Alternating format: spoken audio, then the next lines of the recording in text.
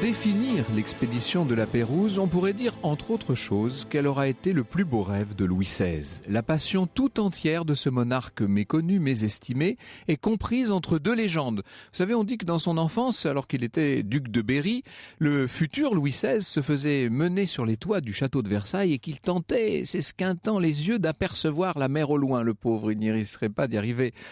Et on affirme aussi que beaucoup plus tard, au pied de l'échafaud, le souverain déchu aurait demandé si quelqu'un avait des nouvelles de Monsieur de la Pérouse. Alors, je sais bien que ce ne sont là que des images, mais comme toutes les images, elles renferment une part de vérité. Louis XVI était un roi géographe et cartophile, un esprit ouvert et curieux, et toute sa vie, il aura cherché à percer le secret des terres inconnues. Notre expédition de la Pérouse, eh bien, c'est sans doute en fin de compte l'entreprise dont il aura été le plus fier. Alors cette expédition, en quoi consiste-t-elle ? On va y revenir longuement avec mes invités dans tout le cours de cette émission. Sachez déjà que c'est un voyage d'étude avant tout, c'est-à-dire un projet largement désintéressé, voué d'abord au progrès des connaissances. Naturellement, des retombées pouvaient être envisagées pour la diplomatie, pour le négoce, mais aux yeux de Louis XVI, ce n'était pas là l'essentiel, il faut remettre les choses dans leur contexte. On est en 1784, la France vient de triompher de l'Angleterre dans la guerre pour l'indépendance américaine, et grâce aux 3 circumnavigations de l'anglais Cook et de son second Clark, l'ère des grandes découvertes vient de céder la place à celle des voyages scientifiques. C'est que la France, dans ce domaine, n'a pas eu de grands projets depuis l'expédition de Bougainville sous le règne précédent.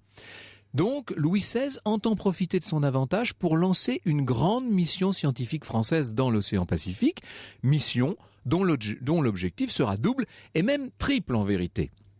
D'abord, il faut relever les terres de l'Ouest américain, de l'Est asiatique, de l'Océanie si possible, les terres qui est échappées à Cook et aux Anglais. Après tout, c'est toujours cette espèce de course-poursuite entre la France et l'Angleterre à l'époque. Il faut deuxièmement assurer la présence française dans un océan qui paraît évidemment très prometteur.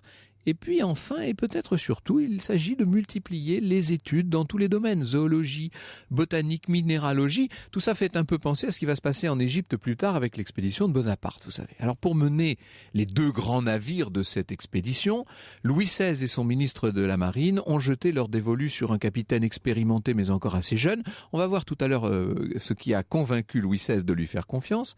Un homme d'origine terrienne, tout ça on va en reparler. Il a 43 ans, la mine toujours réjouie, du feu dans le regard. Il s'appelle Jean-François de Gallo de la Pérouse et lui-même se choisit comme second un solide marin breton de 3 ans son cadet, le chevalier de l'Angle. Et il décide d'emblée de rebaptiser les 2 frégates qu'on lui fournit pour sa mission. Il faut dire que les frégates en question, elles s'appelaient, tenez-vous bien, l'Autruche et le Portefaix. Vous avouerez que c'était pas formidable. Alors on les a rebaptisés pour l'occasion la Boussole et l'Astrolabe. Les cales des 2 frégates sont chargées à ras-bord de vivres. On monte toute une ménagerie sur pied.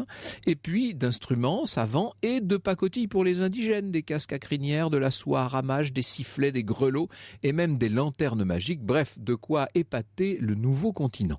Le grand jour arrive bien vite. Retenez cette date, elle est mythique pour tous les marins de France depuis 2 siècles et plus.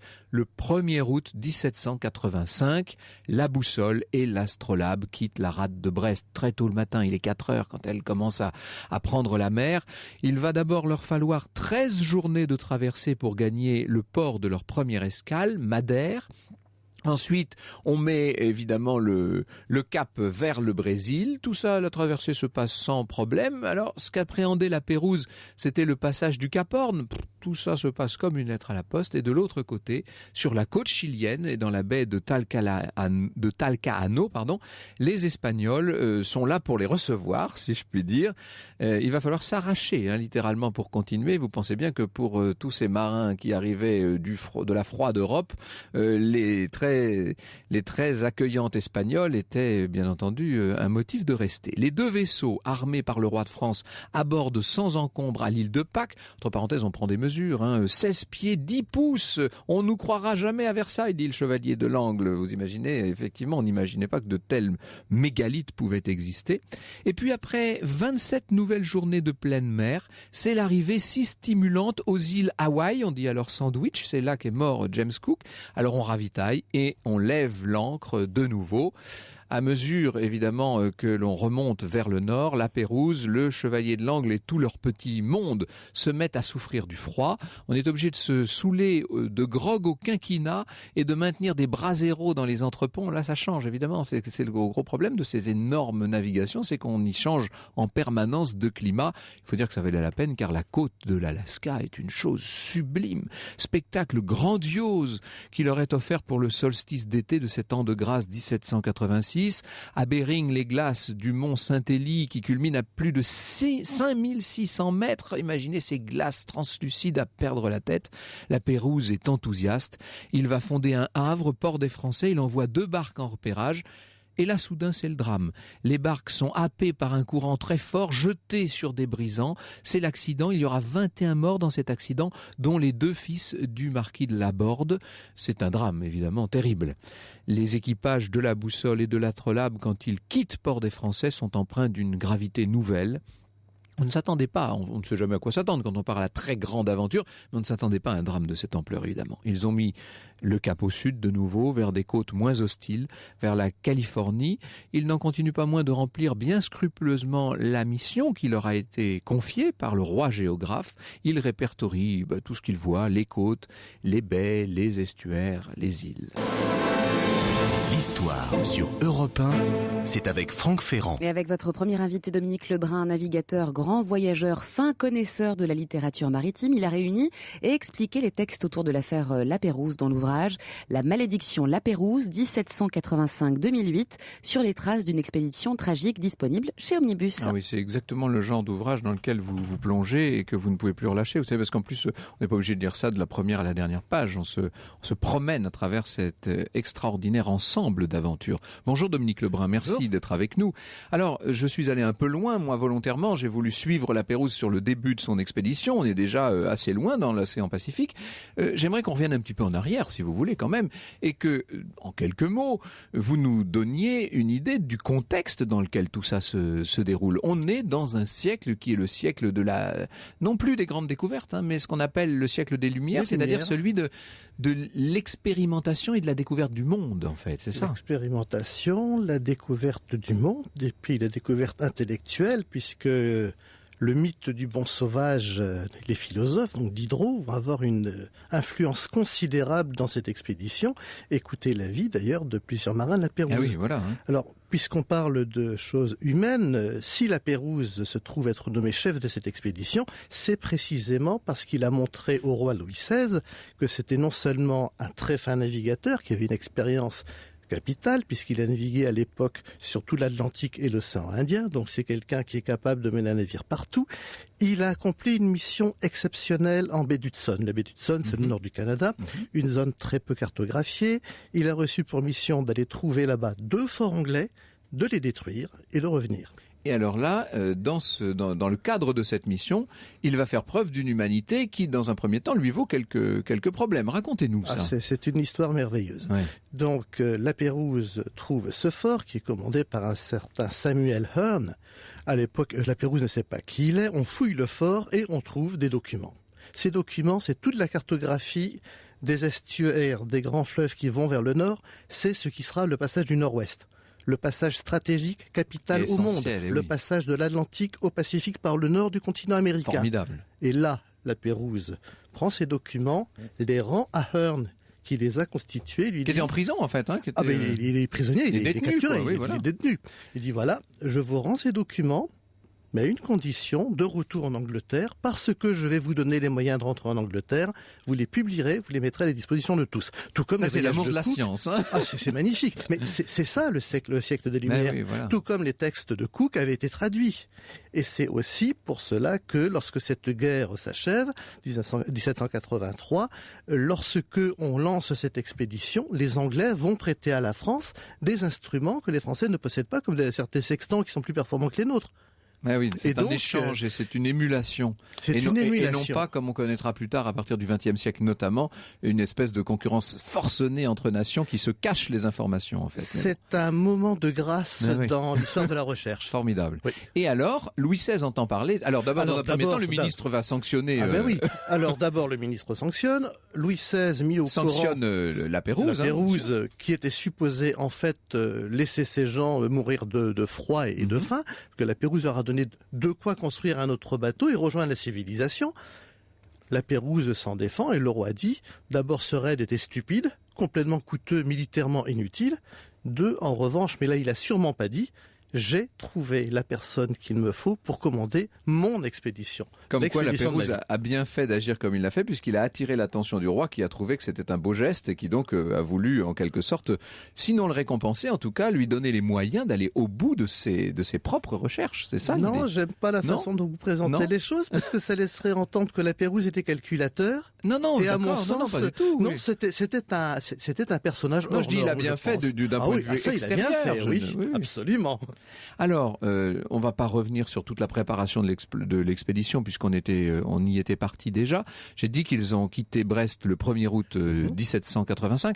Il y avait 110 hommes d'équipage sur chaque bateau. Sur chaque bateau, Plus une quinzaine de scientifiques au total, ce qui fait qu'il n'y avait pas beaucoup de place pour se déplacer. D'autant plus que vous l'avez évoqué tout à l'heure, le bétail sur pied pour nourrir en viande fraîche les équipages, c'est le genre de bateau je pense qu'on ne pouvait jamais être à moins de 1 mètre d'une autre personne, je pense. Ça devait être un entassement. Ce sont des flûtes en plus les bateaux, alors, des navires assez effilés, navires de guerre. Non, alors on appelle flûte un bâtiment de guerre dont on a enlevé une partie de l'armement pour laisser de la place et enlevé une partie de la voilure de façon à ce qu'il puisse être manipulé par un équipage moindre. Donc le terme flûte, en revanche, oui, ce sont des bateaux fins puisque ce sont des bateaux de guerre, à la différence de ceux de Cook qui étaient des bateaux de transport. Et voilà. Absolument. Donc ce qui explique aussi la relative aisance de toute la première partie de cette expédition. Oui, complètement, parce que du coup c'était des bateaux qui étaient qui étaient maniables par rapport à d'autres navires marchands comme ils auraient pu en utiliser. Alors ils vont quand même subir un certain nombre d'attaques de la part des indigènes qu'ils peuvent croiser en chemin. Alors ça c'est la malédiction justement. La malédiction elle a commencé dans la baie des Français, d'Utoya avec ce naufrage de 2 embarcations. Si vous voulez, ça on va y venir dans un instant. D'accord. Jusqu'à 14h sur Europe 1. Plongez au cœur de l'histoire avec Franck Ferrand. Et nous suivons aujourd'hui sur Europe 1 les traces de la Pérouse. Notre guide se nomme Dominique Lebrun. Je rappelle qu'il est navigateur et grand voyageur, Franck. Et très bon raconteur aussi, puisqu'il nous entraîne là aujourd'hui sur les traces, sur les pas de la Pérouse. Alors toute la première partie du voyage, nous l'avons dit, c'est relativement bien passé. Et puis quand même, première grosse anicroche, gros problème. Baie des Français. Eh oui. Baie des Français. Alors la baie des Français, c'est une baie très bien fermée, un peu comme la rade de Brest, avec un goulet très étroit. Comme vous l'avez raconté, courant de marée descendante, très fort, plus fort que prévu. 2 embarcations qui étaient venues sonder pour préparer l'arrivée de nouvelles escadres un jour, dans le cadre d'occuper le terrain, sont emportées par le courant. Et là, on a la rencontre entre le courant très fort et la houle du large. Ça crée des brisants. Immédiatement, les bateaux coulent. Voilà, bien sûr. 21 victimes, comme vous l'avez dit. Et ça, c'est le début des malheurs dans la vie de la Pérouse, qui jusqu'à présent a eu une carrière exemplaire et chanceuse. Lumineuse, oui. Lumineuse. Et là, tout commence à se passer moins bien. Ça commence à basculer et nous allons voir dans quelques instants que ça se met à aller encore moins bien quelques semaines plus tard. Mais ça descend progressivement, en quelque sorte, comme si la chance tournait un peu d'une certaine façon. Progression dramatique. Comment est-ce que l'expédition communique avec la France à l'époque? Alors justement, ça c'est le miracle. Je parlais de la malédiction, ça c'est le miracle de la Pérouse. C'est-à-dire qu'il avait été prévu qu'à certaines escales, on trouverait des bateaux à qui on confierait les journaux de bord et qui les ramèneraient. Mieux que ça, à un moment donné, quelqu'un partirait à travers tout le continent européen, traverserait la Sibérie pour amener jusqu'à Versailles d'autres documents.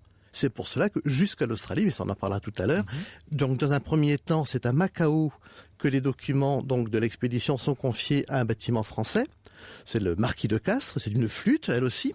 Quelque temps plus tard, c'est à Cavite, c'est-à-dire à Manille, aux Philippines, que c'est un bâtiment anglais qui emporte les documents. Et plus tard, on en parlera tout à l'heure, ce sera à Sydney que l'escadre de l'amiral Philippe prendra la fin des documents. Ce qui est assez frappant, c'est qu'on observe une attitude très différente de celle que pouvaient développer les conquistadors du XVIe siècle, qui étaient toujours guerriers, hostile, sur la défensive à l'égard des populations naturelles, comme on disait.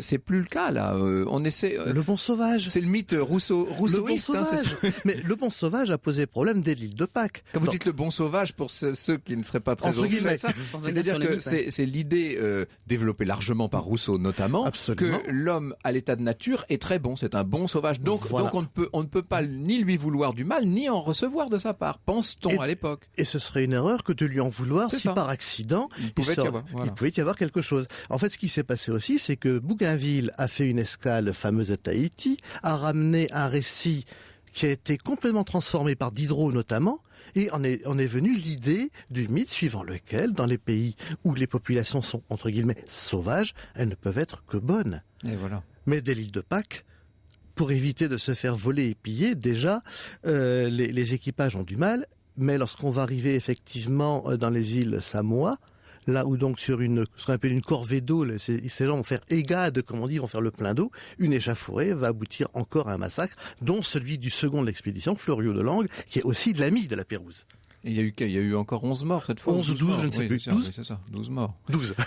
Donc, il faut bien qu'on voit à peu près le trajet que fait la Pérouse, c'est-à-dire qu'il est monté au détroit de Bering, puis il redescend après par toute la... Il longe la Californie jusqu'à Monterey et l'a traversé en ligne droite du Pacifique pour tomber donc sur Macao et les Philippines, l'équivalent de Hong Kong pour la géographie qu'on connaît bien maintenant. On va se retrouver, on va remonter après vers les îles Kuriles, vers le Kamchatka, etc. Nous y venons, si vous voulez, dans un instant. On va raconter ce qui s'est passé à ce moment-là. Au cœur de l'histoire sur Europe 1, le récit de Franck Ferrand. Un récit de Franck sur Europe 1 qui nous fait vivre aujourd'hui l'expédition de la Pérouse. Alors voilà donc la boussole et l'astrolabe qui, comme nous le disions à l'instant, remontent maintenant le long des côtes tartares. Elles vont se retrouver sur la côte ouest de l'immense île de Sakhaline.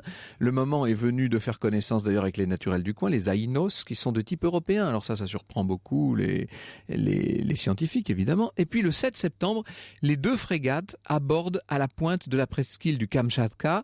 Ce sont des terres qui sont sous la souveraineté de l'impératrice de Russie, à l'époque Catherine II, Catherine la Grande, dont la Pérouse du reste serait peut-être surpris d'apprendre qu'elle-même se passionne beaucoup pour tout son périple. Elle n'est pas la seule, comme en témoigne le courrier abondant parvenu de France via la Russie et que l'équipage va lire le cœur serré, les yeux humides. Vous imaginez, ce sont des nouvelles déjà vieilles de 11 mois. C'est un peu le principe des étoiles qui continuent de briller après leur mort, mais tout de même c'est mieux que rien des nouvelles de 11 mois. Et maintenant il faut répondre. La Pérouse va confier un gros paquet de courriers à l'un de ses jeunes officiers qui s'appelle Barthélemy de Lesseps, c'est d'ailleurs l'oncle de Ferdinand de Lesseps, et puis il part le 7 octobre 87, ce courrier, et il arrivera à Versailles, tenez-vous bien, le 17 octobre 88, un an, oui, mais voilà, après des péripéties d'ailleurs incroyables à travers tout le continent qui feraient la matière d'un beau roman. Alors pendant ce temps-là, la Pérouse, laissant le Kamchatka derrière lui, a mis le cap plein sud, vers la suite du programme établi par Louis XVI, s'il vous plaît, c'est-à-dire vers la Nouvelle-Calédonie, les îles Salomon et la Nouvelle-Hollande, comme on appelait l'Australie de l'époque, ou en tout cas à l'époque. Les 2 frégates, à peine défraîchies, quand même, vous imaginez, elles en ont fait du chemin, se lancent sur les traces de Bougainville, à cet endroit-là bien sûr, et parvenues dans l'hémisphère sud pour la 3e fois, on passe son temps à passer d'un hémisphère à l'autre, elle pénètre l'archipel mythique des navigateurs. C'est dans l'île de Tutuila que les attend le destin. Le second de la Pérouse, le chevalier de l'Angle, s'est laissé séduire par l'apparence accueillante de l'île et de ses habitants. C'est ce que nous disait à l'instant Dominique Lebrun. Il y a le 11 décembre 87 une sorte d'échauffourée. Il est victime d'une agression, disons, qui tourne à la tragédie. Et ça fera, comme on le disait tout à l'heure, 12 morts. Donc on est d'accord sur ce chiffre de 12 morts. La Pérouse donne l'ordre de lever l'ancre, mais pour la première fois depuis 2 ans et demi, là on peut dire que le cœur n'y est plus vraiment. C'est un peu comme si la chance avait quitté l'expédition, c'est ce qu'on se disait, et que l'avenir commençait à se dessiner sous des auspices moins favorables. Le grand capitaine évite soigneusement désormais les îles qu'il va croiser sur sa route. Il ne s'autorise à mouiller qu'en rade de Sydney, enfin ce que nous appelons nous Sydney maintenant. On est alors en janvier 88. La Pérouse confie de nouveaux paquets de lettres à des vaisseaux anglais. Le dernier partira le 25 février et ça, ce sont les ultimes nouvelles qu'on ait de l'expédition. Après, c'est le silence, le noir, le néant.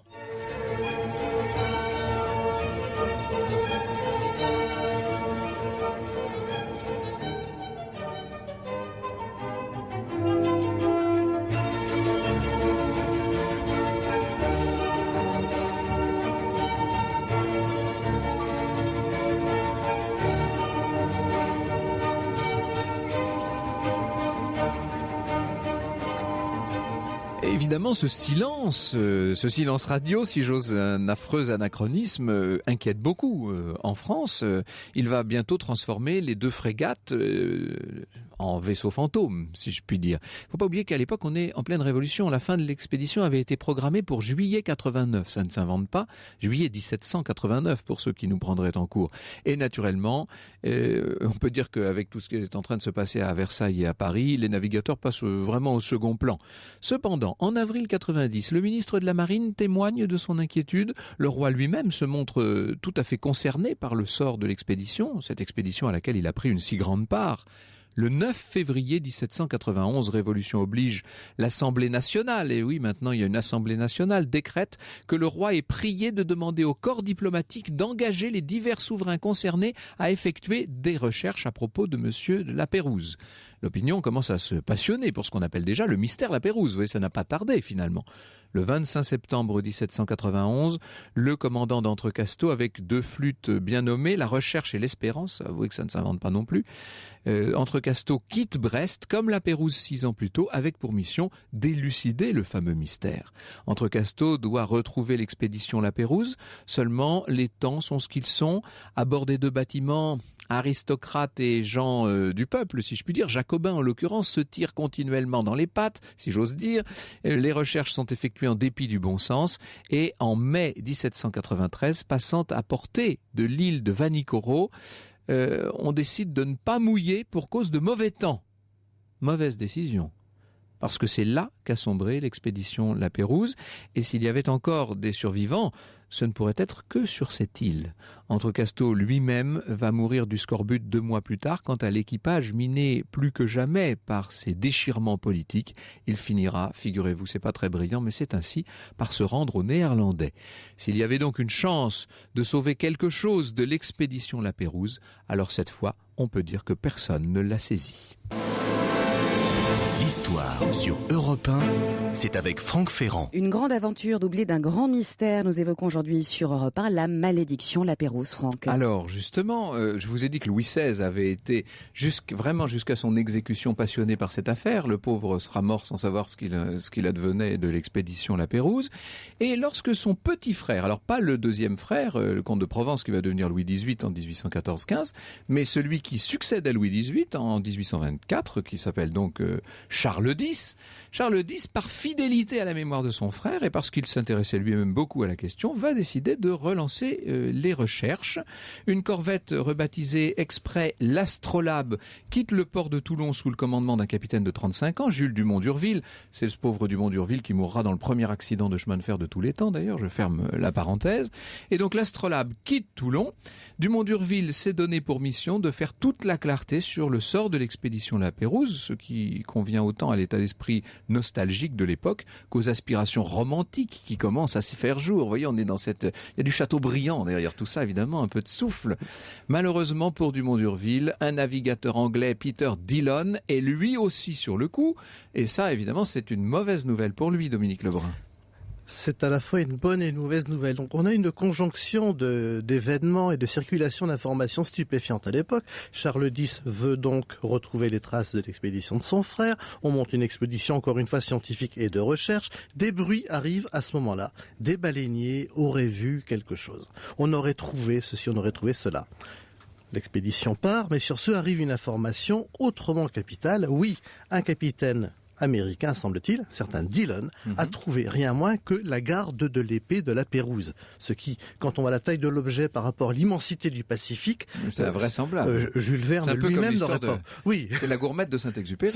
C'est même bien pire. Bien pire, bien plus vaste. Oui. Donc, à ce moment-là, on envoie d'urgence une estafette depuis Brest jusqu'à la côte pacifique d'Amérique du Sud, où se tient un vaisseau stationnaire français qui s'appelle la Bayonnaise, qui elle-même va se mettre en route directement vers le lieu supposé du naufrage, tandis que Dumont d'Urville de son côté,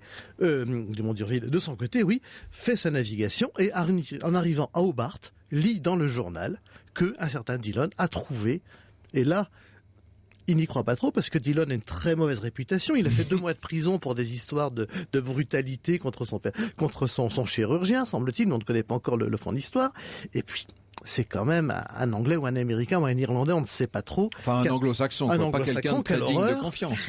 Qui a trouvé les restes d'une expédition française, c'est un peu vexant. Donc, pour parler vulgaire, Dumont d'Urville se la joue un peu perso. Et donc, il va quand même à Vanikoro. Mais là, c'est le début d'autres soucis. Mais ça, on en parlera tout à l'heure, peut-être. Non. Alors, continuons. Oui, donc, c'est là que ça devient justement le plus c'est fort. bel et bien là que ça s'est passé. Oui. Moyennant l'offrande de tissus de couleur écarlate, c'est une monnaie d'échange. Vanikoro, on est à 630 000 marins au nord de Nouméa. Exactement. On est vraiment paumé dans le Pacifique. Très difficile à placer sur une carte. Oui. Ça, c'est le coin le plus paumé qui soit. Et là, donc, effectivement, les naturels les envoient au-dessus des eaux claires et cristallines du lagon et dessous l'épave. Et voilà. C'est donc là que ça se passe.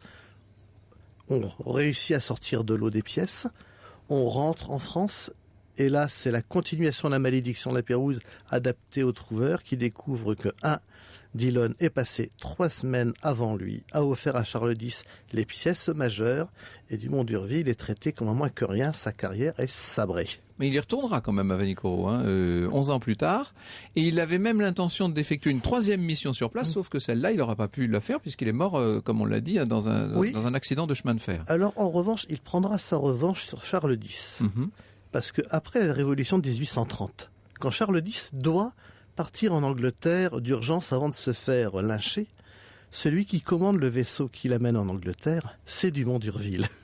La vengeance est un plat qui se mange froid. Ah, c'est quand même étonnant. C'est étonnant. Ouais. Alors il va falloir ensuite attendre très longtemps pour qu'un navire français ne vienne de nouveau croiser du côté de Vanikoro. On parviendra à récupérer les ancres de l'Astrolabe en 1883 seulement. Ah ben oui, mais là après, on entre dans tout à fait une autre démarche. Là, 1883, c'est la construction des empires occidentaux. Évidemment, là, c'est tout à fait une autre logique. Plus la fidélité de la marine à ses anciens, donc il s'agit de ramener tout ce que l'on peut. Et il y a un véritable musée, la Pérouse, dans le sein du musée de la marine. Voilà. Et alors dans un premier temps, on emmène tout ça à Nouméa, puis c'est rapatrié à Paris, effectivement. Tous les vestiges des frégates reviennent à Paris un siècle après le retour prévu de l'expédition, puisqu'elles arrivent à Paris en juillet 1889, c'est-à-dire un siècle après. Ce qui aurait dû être normalement le terme de l'expédition de la Pérouse. Alors, il faudrait parler de tout ce qui se passe sur le site, à Vanikoro, pendant toute cette période. Pour être honnête, il se passe rien de très très notable avant la fin des années 50, 1950.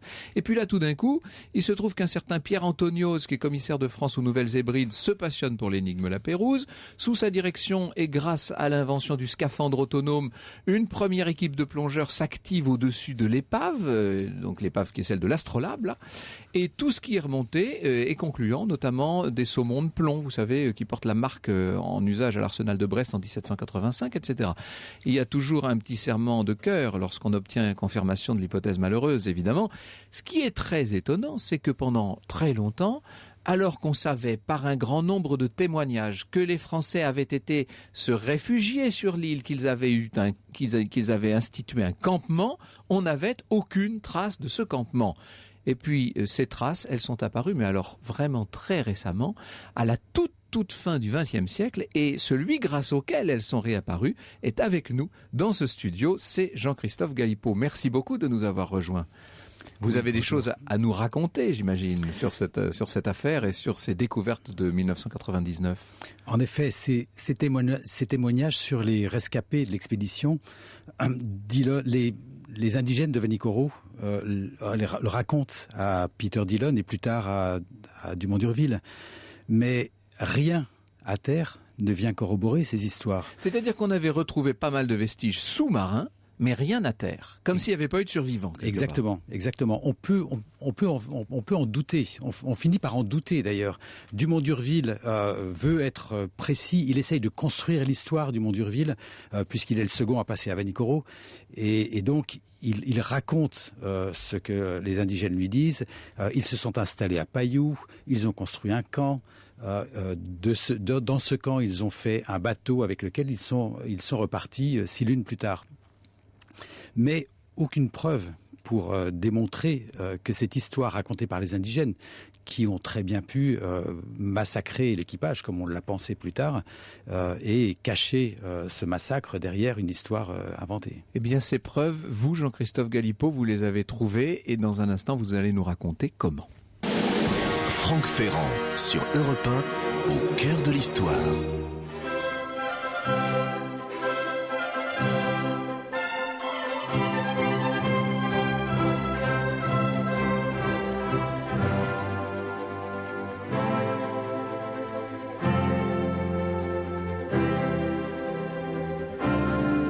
L'ouverture de l'Opéra de Gluck sur Europe 1, Orphée et Eurydice, Franck. Vous avez vu, Jean-Christophe Galipeau, si nous mettons les petits plats dans les grands pour vous accueillir, là, ça sonne, cette musique extraordinaire. Je rappelle que vous êtes archéologue à l'Institut de recherche pour le développement et au Muséum national d'histoire naturelle et que vous avez réalisé ces fameuses fouilles de Vanikoro. Alors, au début, vous y arrivez en 1990, c'est ça ? C'est en 1990 qu'on a voulu tenter l'aventure archéologique pour retrouver des traces de ce camp. Il y a beaucoup de gens qui sont intéressés au camp. On sait aujourd'hui qu'il y en a encore plus que ce qu'on imaginait. Mais personne ne retrouvait rien. C'est compliqué de retrouver un camp de naufragés. Les épaves à Vanikoro, l'épave de la Boussole, gît par 12 mètres de fond, l'épave de l'Astrolabe à peine 6 mètres. Donc ces deux épaves, ça a été des mines. Et tous les indigènes des îles Santa Cruz, l'archipel... Il suffit de plonger un peu et puis on va chercher ça. Exactement. Tout le monde, dans tous les villages, Peter Dillon a ramassé des objets européens dans tous les villages où il est passé, de Vanikoro. Et après lui, beaucoup de gens ont continué à plonger et à se servir dans les épaves, jusqu'à aujourd'hui d'ailleurs. Donc, retrouver des objets à terre ou des fragments d'objets à terre, ça ne signifiait pas forcément que c'était l'endroit où les naufragés s'étaient installés. Ils auraient pu être ces objets ramassés sur les épaves et déposés ensuite à terre. Et or, vous, ce que vous cherchiez, c'était la preuve qu'il y avait bien eu des survivants. Et cette preuve, vous avez mis un peu de temps à la trouver, mais vous l'avez trouvée. Exactement, oui. Il a fallu beaucoup de ténacité. Il faut dire que la côte de Vanikoro, où ont sombré les épaves, est la côte la plus hostile d'une île qui n'est pas très agréable à vivre. C'est un volcan toujours entouré de nuages, il pleut 300 jours par an. Toute la côte sud, c'est des mangroves. Donc c'est cette végétation délirante qui entre dans la mer. L'accès à la côte est très difficile. Et finalement, sur cette côte, c'est vrai que le seul endroit où on peut accéder à une plage de sable, c'est Payou, l'endroit où les naufragés se seraient installés d'après les indigènes. Donc en toute logique, d'ailleurs, ça ne pouvait être que là, quelque part. Hein, c'est ça, il n'y avait pas tellement le choix. Après. Il était très difficile d'imaginer qu'ils aient pu s'installer ailleurs. Voilà. Oui. Et en plus, bon, bien sûr, Payou a un énorme avantage par rapport à d'autres coins de cette même côte, c'est qu'il y a une petite rivière, la rivière Laurence, nommée par Dillon ainsi, et cette rivière permet d'avoir à la fois de l'eau douce en permanence, mais aussi d'avoir un endroit, elle est suffisamment profonde pour que l'on puisse mettre une petite embarcation qui aurait été construite sur la terre ferme à l'eau à cet endroit. Donc, pour les survivants, c'est vrai que c'est idéal. Alors, avec Valérie Jonot, vous avez publié un ouvrage passionnant, édité aux éditions Errance, avec l'IRD, qui s'appelle « Au-delà du naufrage » et qui parle justement de ces survivants. Et ce que vous dites, c'est qu'il est quasiment impossible de savoir combien ont survécu à ce naufrage terrible. Il est très difficile. On avait deux rêves. Le premier, retrouver des traces tangibles de ce camp. Et le deuxième rêve, c'était bien sûr, après avoir retrouvé ces traces, que ces traces nous permettent de comprendre ce qui avait pu se passer à terre. Le mystère, on parle du mystère La Pérouse. Le mystère La Pérouse, c'est que deux bateaux commandés par des marins chevronnés aient fait naufrage en même temps dans une île. Ça n'existe pas dans l'histoire récente de la navigation, ce genre de hasard malheureux. Et le deuxième mystère, c'est que les naufragés, si naufragés il y avait eu, que ces naufragés aient tous disparu corps et bien. On est au XVIIIe siècle, on n'est pas au XVIe siècle. Le monde, Vanikoro est une île inconnue, mais dans un monde connu. Tout l'archipel des Salomon a déjà été cartographié. Les officiers connaissent ces îles, ou en tout cas savent très bien qu'à partir du moment où ils arrivent dans les Salomon, ils savent très bien qu'ils ne sont pas loin de terres occupées, Timor et toute l'Indonésie. Donc, il n'y avait absolument aucune raison pour que des naufragés n'aient pas pu rejoindre un port connu à l'époque. Et pourtant, c'est ce qui s'est passé. Alors, on est donc en face d'un point d'interrogation pour ce qui est du nombre et des circonstances exactes de survie des membres de l'expédition. Et est-ce qu'on en sait un peu plus sur l'événement lui-même et sur les causes de cet échouage, de ce double naufrage? Comme vous dites, c'est un cas rarissime, même unique. Il est très difficile aujourd'hui d'essayer de comprendre ce qui a pu se passer. L'un des deux navires, on sait que c'est la Boussole, a fait naufrage sur un récif qui n'aurait pas dû exister. Vanikoro, c'est un volcan. Les volcans de Mélanésie sont des volcans anciens. La Mélanésie, c'est l'ouest du Pacifique, le sud-ouest Pacifique. Ce sont des volcans anciens et dans ces îles qui n'ont pratiquement pas qui n'ont jamais de lagon en fait. La mer descend très profondément, très rapidement. Il ne peut pas y avoir formation corallienne. Éventuellement, on peut avoir un petit peu de corail sur le bord de mer, mais on ne peut pas avoir de récif corallien parce que la mer est trop profonde. Le corail, pour pousser, doit être à une distance relative de la surface de l'ordre de la dizaine de mètres, maximum. À Vanikoro, donc là, les fonds sont trop enfoncés, trop profonds. Voilà. Sauf Vanikoro, c'est l'exception. Et Darwin se servira plus tard des indications ramenées par Dumont d'Urville pour établir sa grande théorie sur la croissance des récifales. Donc Vanikoro, c'est quoi? C'est un lagon qui fait 40 mètres de profondeur, donc un lagon très profond, et un récif barrière à peu près 2000 marins de la côte. La Pérouse ne pouvait pas le savoir, ça. Ils se retrouvent dans une nuit de tempête, ils arrivent près de cette île, ils voient le volcan, et ils se fracassent sur un récif qu'il n'a probablement pas vu. Donc on peut expliquer le naufrage de la Boussole comme ça. Mais l'astrolabe qui était derrière, et qui visiblement ne se fracasse pas en même temps, aurait dû pouvoir passer à travers le récif, rentrer dans le etc. Voilà. Mystère. Vous voyez qu'on bute néanmoins, malgré toutes vos découvertes, Jean-Christophe Galipeau, sur un mystère. Au-delà d'un naufrage, les survivants de l'expédition La Pérouse, c'est coédité par les éditions Errance et IRD Éditions. Et puis, La malédiction de La Pérouse, sur les traces d'une expédition tragique, ce sont toutes sortes de textes sur le sujet présentés par Dominique Lebrun aux éditions Omnibus.